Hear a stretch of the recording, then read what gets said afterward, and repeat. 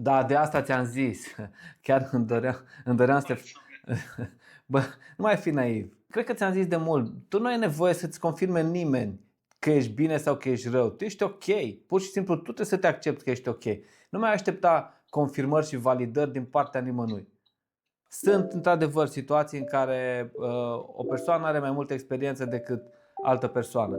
Sau chit că poate au aceeași experiență, unul reușește să obțină niște rezultate, altul nu. Dar nu rezultatele te validează ca om. Nu trebuie să te privești pe tine ca fiind inferior nimănui.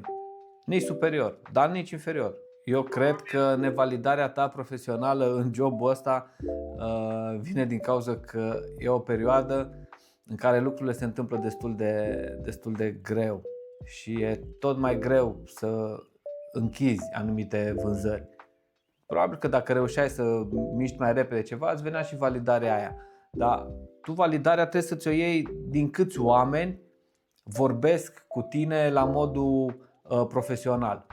Și dacă vezi că numărul oamenilor care te consideră parteneri cu ei și potențiale soluții, potențial provider de soluție a crescut, e ok. Nu trebuie să stai să te gândești neapărat la cifră sau la numărul proiectelor pe care le-ai făcut. Știi cum ești tu acum?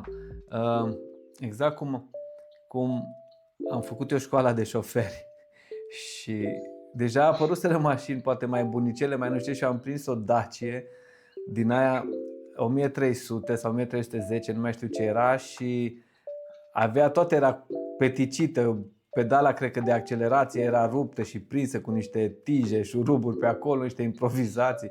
Deci era, cred că, aproape cea mai proastă mașină din tot parcul auto de la școala de șoferi. Așa și tu acum, asta e, tu trebuie să muncești acum, ai prins o variantă, o Dacie din aia obosită, trebuie să conduci, să mergi cu ea, că după aia când o să intri pe un vibe bun, o să te descurci mult mai bine, adică cine știe să conducă Dacie, o să conducă orice mașină.